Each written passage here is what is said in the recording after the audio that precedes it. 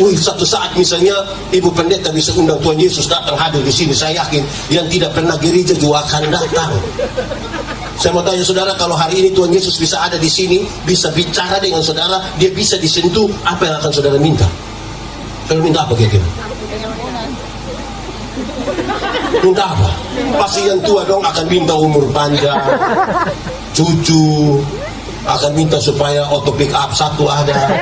Yang muda-muda dong akan datang dengan Tuhan Yesus. Foto dong.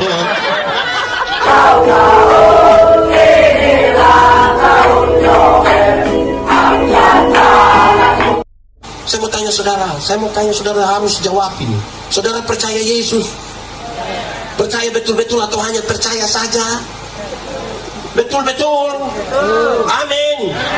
Amin. Percaya Yesus? Siap masuk penjara? Saya lihat saudara turun ini. Ulang-ulang. Saudara percaya Yesus? Sungguh-sungguh?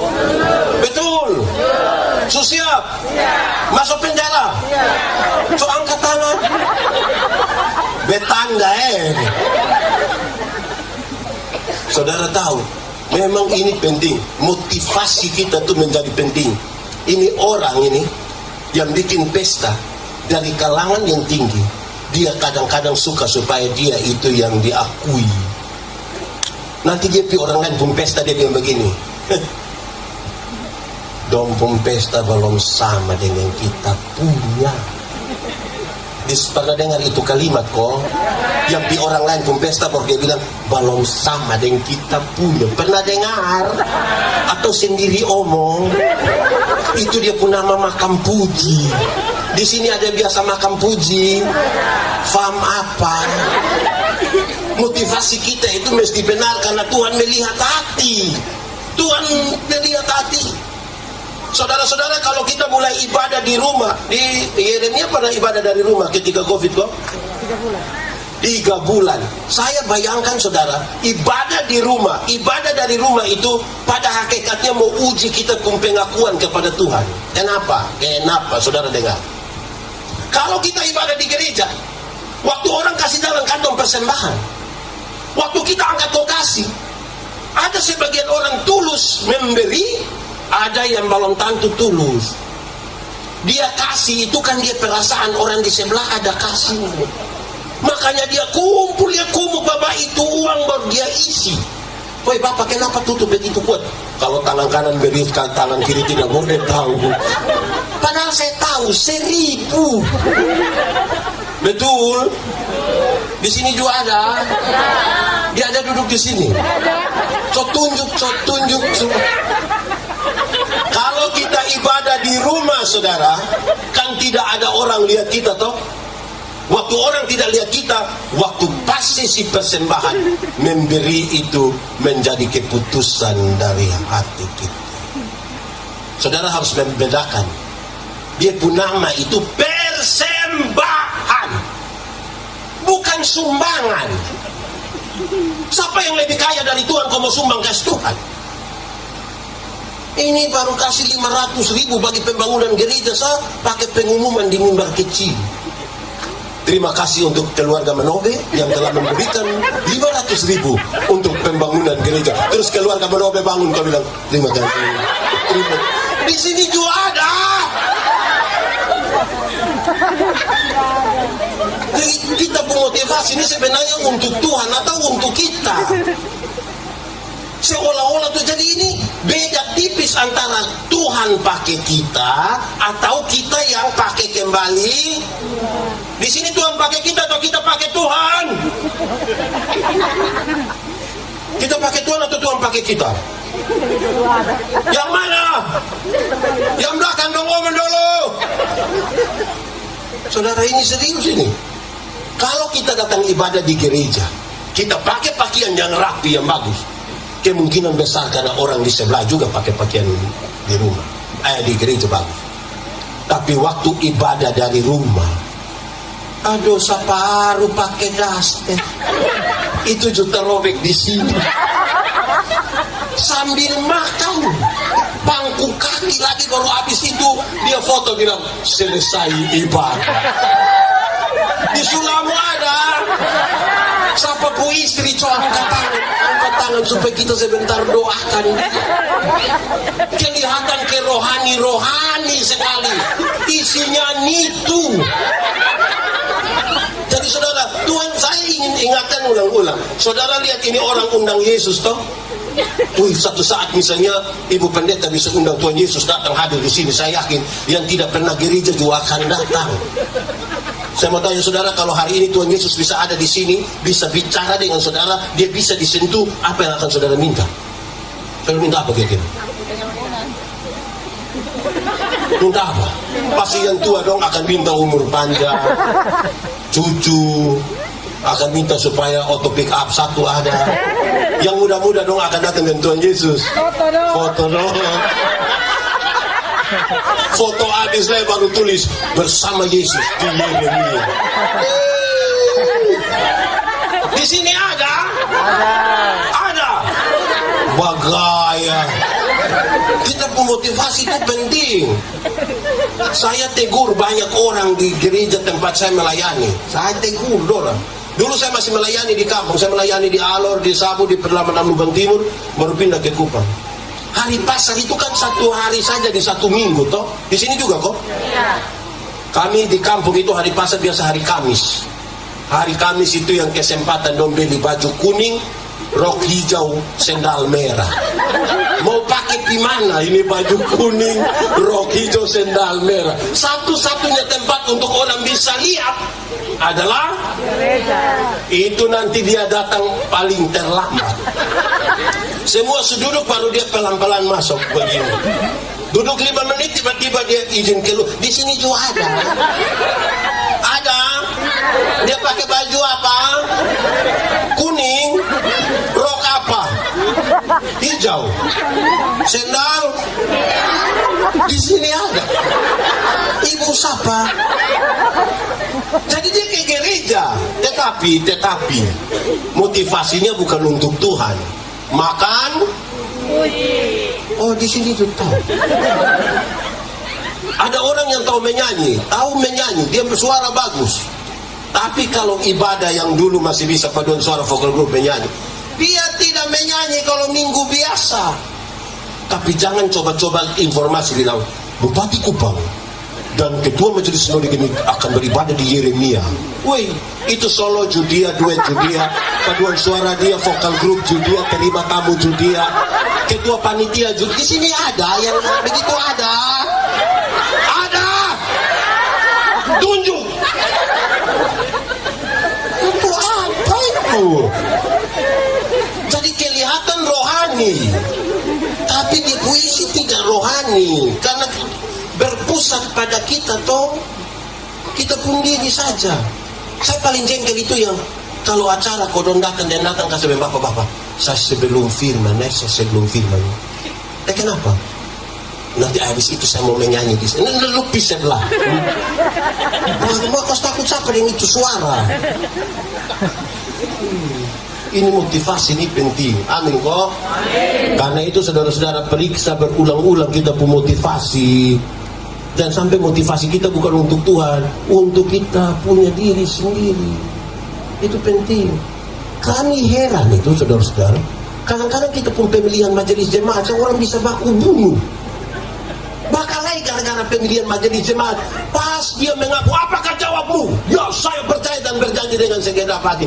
Pas habis bulan depan dia sudah tidak datang. Yang penting dia habis-habis kau tanya, apakah jawabmu? Dia jawab, ya, saya percaya dan percaya. Pakai menangis baru suruh anak-anak dong foto. Baru kirim di kampung. Di sini juga ada.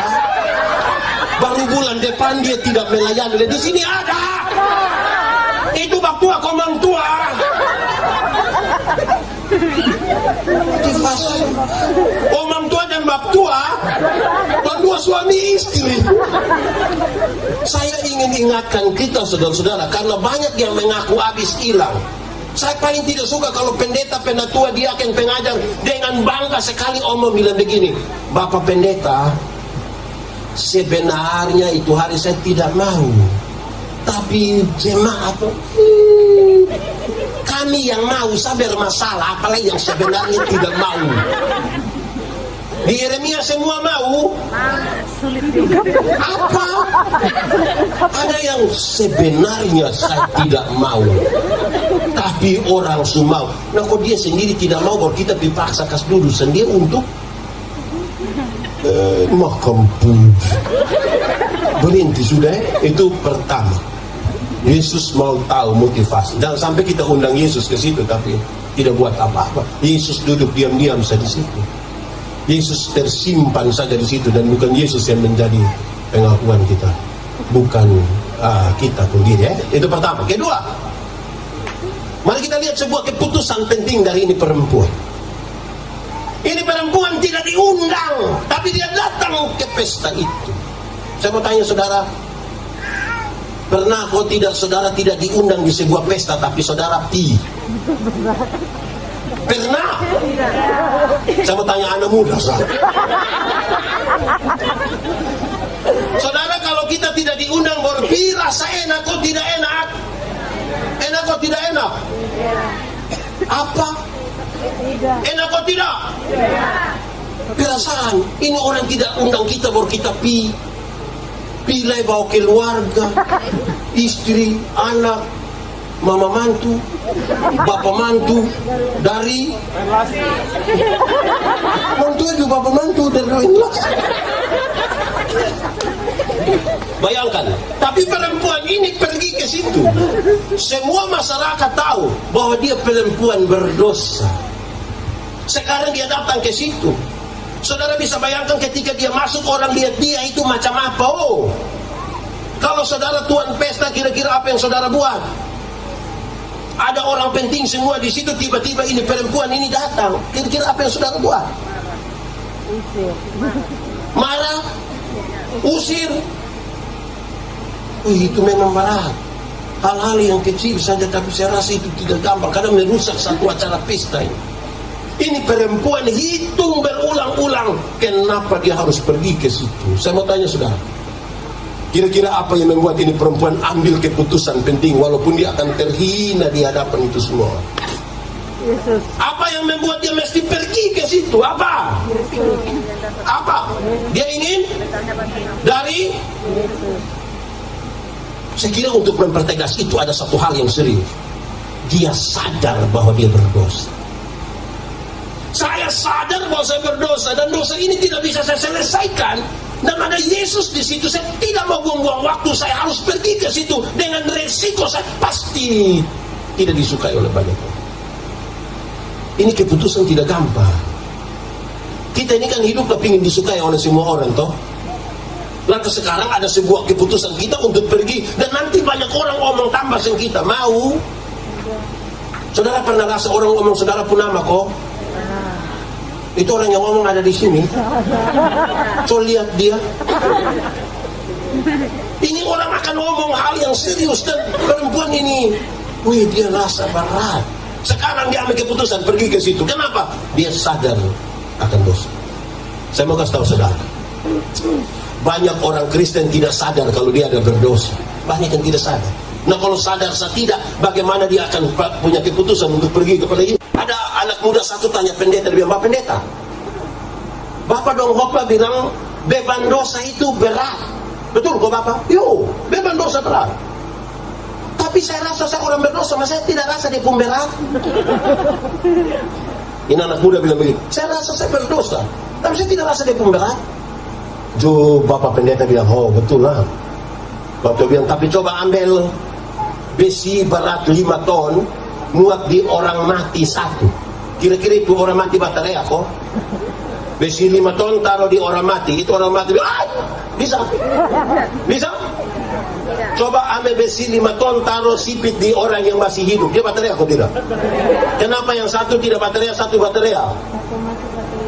Karena orang yang sumati tidak akan pernah rasa apa-apa lagi. Sekalipun taruh beban berat 5 kilo di depan badan. Yang di sini hidup semua. Ini hidup. Hidup. Rasa apa? Rasa hidup. Kok rasa besar? Saya berulang-ulang sampaikan, saya melayani di Sabu 5 tahun. Satu saat saya tanya anak sekolah minggu, Ada sekolah minggu? Di sini tidak ada sekolah minggu.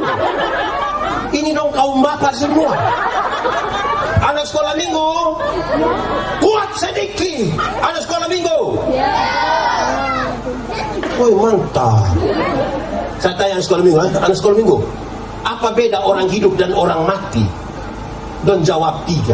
Banyak tapi 3 ini saya simpan. Don dia begini, Bapak, orang hidup itu bisa pergi gereja Bapak, tapi orang mati tidak bisa pergi gereja. Betul? Betul? Memang betul. Tidak ada orang yang mati pas hari Minggu kita belum kubur dia bilang, mau saya pergi gereja. Tidak ada. Amin kok. Tapi kemudian saya bilang begini, kamu omong yang betul. Kenapa Bapak? Jadi kamu mau bilang kamu pun bapak mama yang pemalas gereja, jadi itu dong sumati. Pendeta Gemi dong ini kalau kubur orang mati dong suka kutip satu ayat Alkitab di akhir di kuburan itu namanya begini.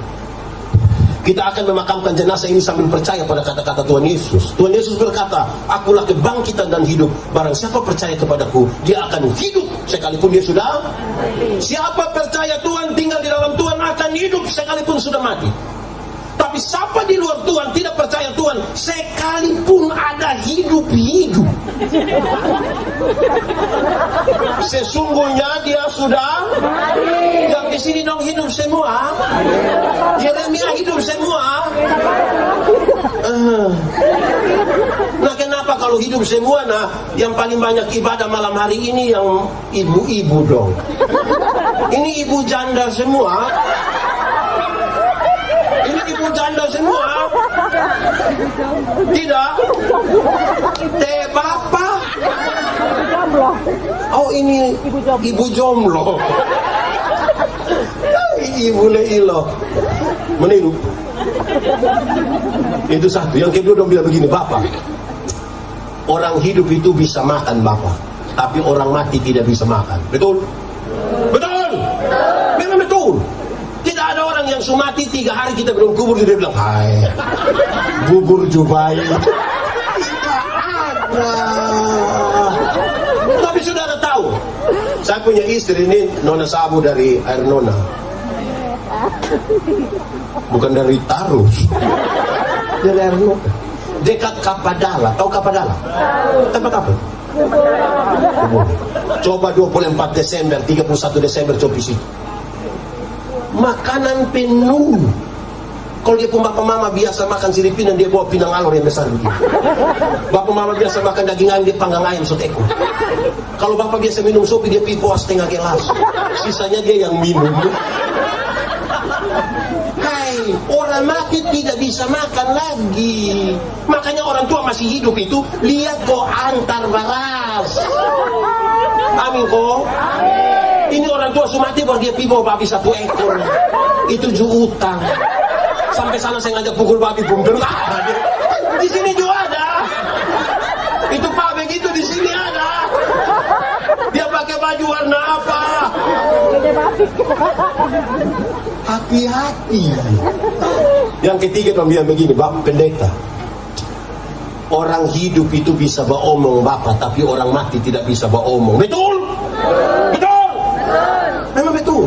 Kalau orang mati bisa beromong, pas dia mati kok kita mau ganti di tempat dia, saya yakin pas buka sampai kancing bawah dia, kan dia tidak bisa omong. Betul kok tidak? Betul. Tapi saya keliling ini NTT semua, ini saya keliling habis. Banyak jemaat datang, dia saya dengan Mbak Pendeta. Yo, tadi malam nenek ada datang. Saya tanya, siapa pun nenek? Kita pun nenek, Bapak. Nenek tinggal di mana? Itu hari di sini, Bapak. Sekarang nenek Sumati. Saya mau tanya kita dulu. Orang mati bisa omong kok tidak? Bisa kok tidak? Nah yang tadi malam datang siapa pun nenek? Nenek datang kasih tahu apa? Kasih tahu nomor KP. Nenek tukang judi ini. Di sini ada. Nenek apa? Aneh-aneh saja. Saya paling jengkel kodong di kuburan itu sampai pas sampai dia bilang, "Salam, kami sudah datang." Untung kalau tua di dalam tidak sama dia omong deng. Bisa tambah masalah. Hei saudara, jangan. Bagi mereka yang hidup, Roh Kudus tinggal di dalam dorang sadar akan dosa. Dosa itu apa? Pengertian dosa di Taman Eden itu ringan saja. Dosa ialah usaha manusia untuk melangkah melewati batas yang Tuhan kasih. Semua tanaman dalam taman ini boleh kau makan buahnya, yang ini tidak boleh. Waktu dong langkah melewati batas, itu yang namanya dosa. Satu dua orang tukang minum sopi dan datang tanya saya, Bapak, bisa minum sopi kok tidak? Tapi saya tidak tahu. Pendeta apa orang tanya bukan jawab, dia tidak tahu. Terus saya kasih tahu BW. Ada legenda Yunani tentang pohon anggur. Legenda itu cerita yang latar belakangnya kita tidak tahu tidak apa-apa, tapi pesan-pesan moralnya perlu kita pakai. Legenda itu udah begini. Pengusaha anggur yang pertama di dunia ialah Nuh. Siapa? Waktu bahtera itu kandas di Ararat, air surut, Nuh turun langsung tanam anggur. Hari pertama dia siram pakai darah domba. Darah apa? Hari kedua dia siram pakai darah singa. Darah apa? Hari ketiga dia siram pakai darah babi, darah monyet. Darah apa? Hari keempat dia siram pakai darah babi. Darah apa? Dong tanya, Bapak, itu dia maksud apa? Nuh bilang begini, kalau engkau minum satu seluki, tadi pakai darah apa? Kamu tidak hafal? Pakai darah apa tadi? Domba. Kalau engkau minum satu seluki, engkau akan tulus seperti anak domba. Dan itu tempat minummu di perjamuan kudus. Perbuatlah ini menjadi peringatan akan. Kalau berapa seloki? 1. Kalau engkau minum 2 seloki tadi pakai darah apa? Engkau akan kuat seperti singa. Dan itu tempat minummu di pinggir kebun. Kita orang tua dulu itu kalau masuk di tofa kebun 2 seloki dulu. Di tofa keluar 2 seloki lagi. Tidur bangun 2 seloki lagi. Kalau berapa seloki? 2. Kalau engkau minum 3 seloki tadi pakai darah apa? Monyet. Oh, itu tempat minumnya di atas pohon. Lebih banyak dia pun tergoyang. Itu belum minum miskin Bapak. Kalau 3 seloki dia bilang ambil tahan. Kasih tahu saja. Di sini juga ada. Dia ada. Orang kalau 3 seloki itu suara tinggi, cerita juga. Dan saudara tahu, banyak istri kena pukul dia yang 3 seloki. Di sini ada mama-mama yang biasa kena pukul. Bisa balik dia pun bertanya. Ibu-ibu yang biasa kena pukul dari suami, coba angkat tangan. Jangan angkat tangan. Berani angkat tangan pulang kena pukul ulang. Bagaya. Bapak-bapak pisulamu tanya saja. Oh, kasih takut apa? Itu kalau berapa seloki? Kalau engkau minum 4 seloki, tadi pakai darah apa? Oh, minta maaf. Lihat babi itu makan di mana, tidur di situ, muntah di situ, buang air besar semua di situ. Terus dia tanya, Bapak jadi kita berapa seloki? Lu pilih sendiri lalu. Saya mau tanya, minum air susu itu baik atau tidak? Air susu itu minum baik atau tidak? Baik. Kalau 1 gelas, coba minum 1 ember. Bisa gila. Kalau susu yang baik saja melewati batas bisa masalah, apalagi di anak sekolah minggu. Anak-anak, Bapak biasa minum sopi? Coba angkat tangannya dia pun Bapak biasa, coba. Hancur. Bapak biasa berapa seloki? 3. Kasihan mama. Wih, bahaya. Nama siapa ini dong? Nama siapa? Nama siapa? Dia punya nama siapa?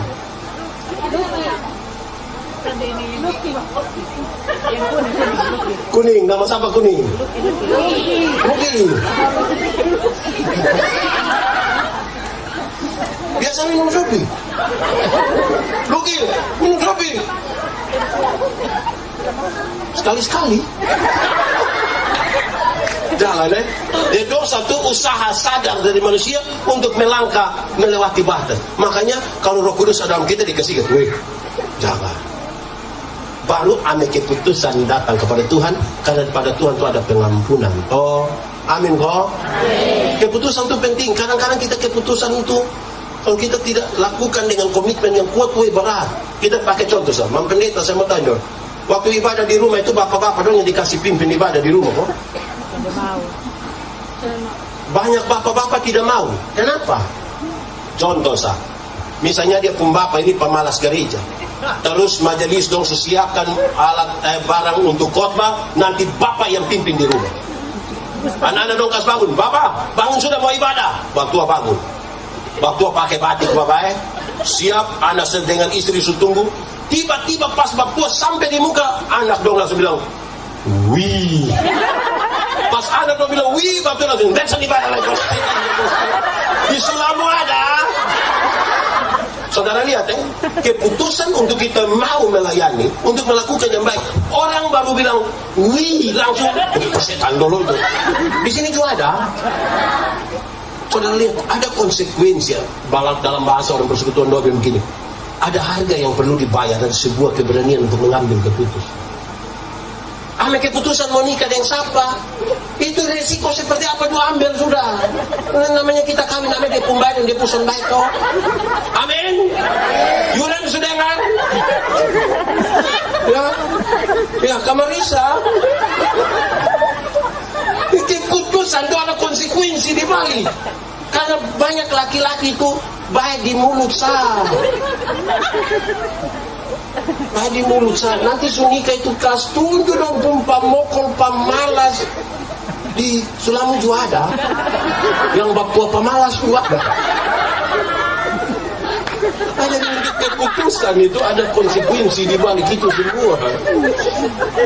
Ibu-ibu dong, memang ibu-ibu itu lebih kuat dari kami bapak-bapak. Bertahan betul ibu-ibu dong. Tapi itu ibu-ibu dulu.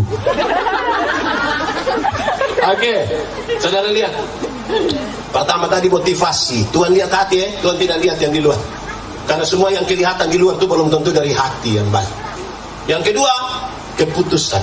Ini keberanian untuk mengambil risiko. Kan dia masuk situ, semua orang akan abaikan dia, semua orang akan omong dia. Tapi namanya keputusan ini dia harus tanggung jawab. Amin kok? Amin. Yang ketiga, tindakan. Dalam itu keputusan itu ada tindakan selanjutnya. Dia datang, dia pakai dia air mata untuk hapus debu, cuci debu yang ada pada kaki Yesus. Ada kebiasaan orang Yahudi, mereka harus selalu mau masuk rumah cuci kaki. Karena do jalan di debu toh, cuci kaki.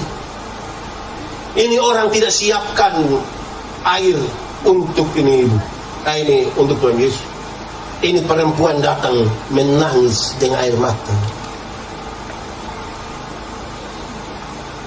Dia merasa tidak pantas untuk memeluk Yesus. Dia cium Tuhan Yesus pun kaki. Orang Yahudi itu kalau berjumpa dengan orang, mereka memberi salam. Kadang-kadang mereka berciuman. Untuk apa? Ini bukan sekedar salam biasa. Ini sebuah doa. Bayangkan hari itu dia merasa tidak pantas. Dia hanya bisa mencium Tuhan Yesus bengkak. Rasa dia tidak ada arti, dia tidak berdaya. Apapun yang dia buat hari ini, bahkan dengan minyak wangi yang sangat mahal sekalipun, tidak ada artinya. Bahkan itu hanya seperti Tuhan Yesus pun debu. Betapa kita di hadapan Tuhan ini, kita bukan siapa-siapa toh. Amin kok. Kita cuma boleh bergaya. Di hadapan Tuhan kita bukan saja berdosa, tapi kita bukan siapa-siapa. Toh kalau ada satu waktu kita melayani Tuhan, toh ada satu waktu kita memberi sesuatu bagi Tuhan, tetap kita bukan siapa-siapa. Tuhan terlalu besar, Tuhan terlalu ajaib, Tuhan terlalu luar biasa.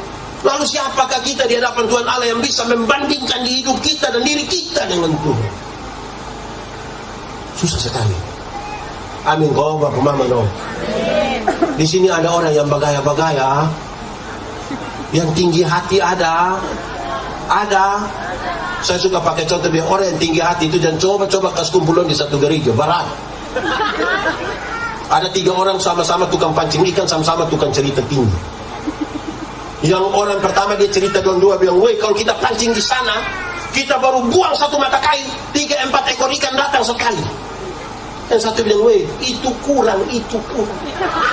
Kalau kita pancing di sana, itu kita baru buang 1 mata kail, yang 3-4 ekor tadi itu, dia bawa memang dia punya istri anak. Yang satu bilang, kamu 2 pun kurang. Kalau kita pancing di sana, itu kita belum buang itu mata kail, belum buang. Ikan langsung keluar, kau bilang om panggil kita dong. Saudara bayangkan kalau dong 3 ini kita kumpul di satu rumah, kunci ke setengah dong barang 2 minggu di itu rumah, pulang dong subah bunuh. Amin kau. Di sini ada yang tukang bakalai, ada yang tukang bakalai dengan istri, suami, anak-anak, tetangga, ipar-ipar, buka pintu. Saudara lihat sekarang, saudara lihat, ternyata kalau orang mau ke tinggi hati itu susah. Hanya dengan rendah hatilah kita bisa datang menangis di kaki Tuhan Yesus, mengaku kita pun dosa dan salah. Karena manusia bisa kita tipu, tapi Tuhan kita tidak bisa tipu. Nah, beda nah, revo, beda. Tuhan lihat sampai ke kedalaman jiwa kita, siapa kita di hadapan Tuhan Allah. Karena itu tidak mungkin kita bisa taruh kita sendiri lebih tinggi dari Tuhan Allah. Jangan merampas kemuliaan Tuhan Allah. Biar kemuliaan itu hanya bagi Tuhan. Kalau kita datang sekalipun kita hanya ada di kaki Yesus. Syukur-syukur kalau orang tua angkat ambil kita ke pangku kita tuh. Syukur-syukur kalau begitu.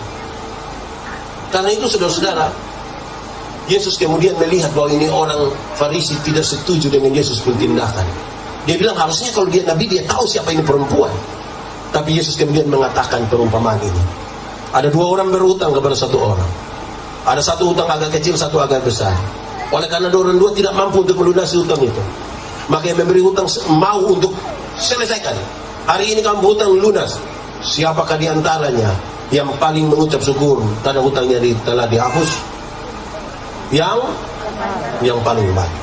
Kalau kamu sebut perempuan ini yang paling banyak dosanya, hari ini dia yang paling musik. Ada orang yang merasa dia pun dosa itu tidak terlalu banyak, makanya dia suka untuk omong orang. Dia bilang kalau saya itu manusia sudah terlalu berdosa. Kalau kita ini paling-paling hanya saya ini baik, hanya paling-paling hanya ini saya. Ada di sini ada yang dosa paling-paling itu ada. Saya kasih tahu saudara, kalau kita jauh, kenapa Paulus Abraham dong itu waktu 1 kali bertobat itu berhenti memang karena dia jalan cukup jauh. Karena jalan cukup jauh sekali berbalik selesai. Yang paling bermasalah dong itu yang jalan di perbatasan sah. Kaget bamaki ampun. Ini hanya di mulut sah, di hati kita. Di sini juga ada yang kaget bamaki ada. Itu ibu kok. Di sini baju warna kotak-kotak.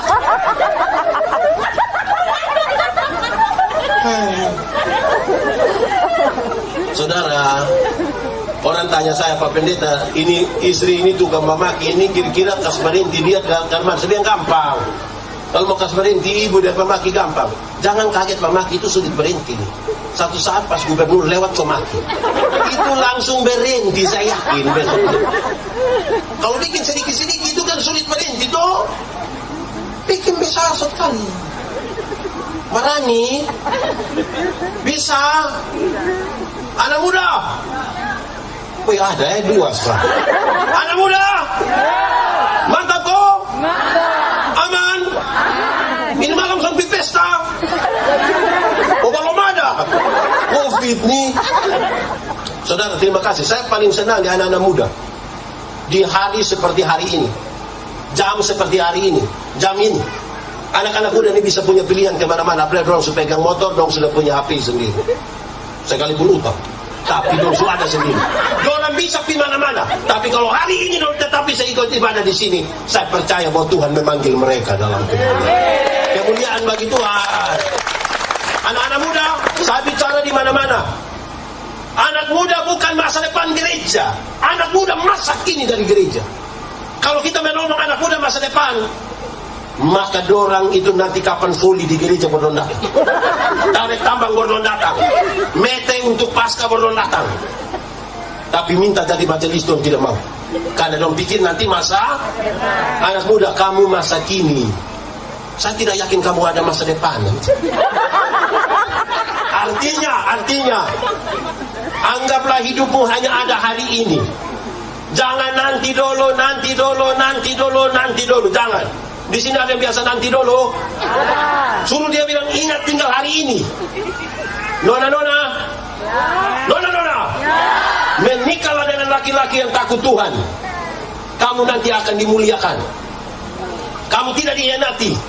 Kamu dihargai. Karena itu ajak dong pergi kau ibadah pemuda. Memang nanti ada tantangan, tapi ajak saja. Kak, ibadah. Dong bilang, kakak ibadah. Kakak ibadah. Ada kue. Sahabat tahu pas tahu ada kue.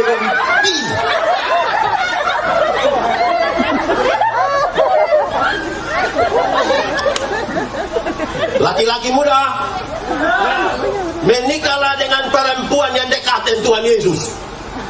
Sebab di bawah, di telapak kaki mereka itu ada surga. Tapi jangan coba kita lihat tepuk kaki. Apa yang saya sampaikan?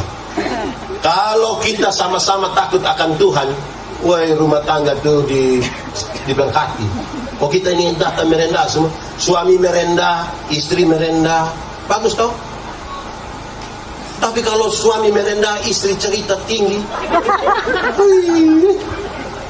itu saya biasa omong di mana-mana. Kadang-kadang kita ini tidak baku jaga, kurang merendah. Yang RT dia pu suami, tapi suruh panggil dia Mama RT. Di sini ada. Mana coba, mana bang? Yang kepala sekolah dia pu suami, tapi suruh panggil dia Mama Kepsek. Lama-lama dia tanda tangan rapor. Kalau betul rendah itu mantap. Mama di sini kok, Mama di sini. Nona, Bapak? Oh, RT. Saudara, berendah dia hadapan Tuhan datang ke waktu Yesus datang di kandang domba tuh, dia datang dalam kerendahan betul-betul. Terus dengan luar biasa dia bilang begini, aku tidak lagi memanggil kamu hamba seperti yang ada di dalammu. Aku menyebut kamu sahabat. Dia angkat kita dari hamba itu, angkat jadi sahabat. Kita yang tadi datang cium di pungkakin, dia sudah. Baik toh? Baik kau tidak son. Baik maksudnya? Mau menangisi kaki Yesus? Saya lihat saudara kayak mau itu tidak tunggu. Mari beri kita pu hidup, kita pu hati di hadapan Tuhan. Saudara-saudara, kalau kita hitung-hitung, kita ini bukan siapa-siapa, betul-betul bukan siapa-siapa. Tapi Tuhan masih menyertai kita. Tuhan tuh baru izinkan badai itu datang satu kali, kita pusing. Mau lari keluar dari sini, ada otoma kalau ini pohon dong ada penuh jalan. Mau langgar pakai oto ikut laut. Susah. Tuhan kalau mau kasih tunjuk sedikit, kita susah. Mari kita rendah hati, kita tunduk kepala di hadapan Tuhan. Kita akan menjadi orang-orang yang Tuhan angkat. Dosamu diampuni, Tuhan bilang begitu. Iman itu, imanmu telah menyelamatkan engkau. Kita datang kepada Tuhan dengan iman. Iman itu jalan yang menunjukkan Yesus ada di mana. Dia bawa kita datang kepada Yesus. Amin kau? Mari kita tunduk kepala di hadapan Tuhan Allah. Kalian, kita tunduk kepala di hadapan Tuhan Allah. Kita tunduk kepala, kita mau berdoa. Anak-anak tunduk kepala, tutup mata, mau berdoa hari ini. Kalau kamu dengar suaranya, jangan keraskan hatimu. Kalau kamu dengar suaranya, jangan keraskan hatimu. Minta Roh Kudus lembutkan setiap hati yang keras.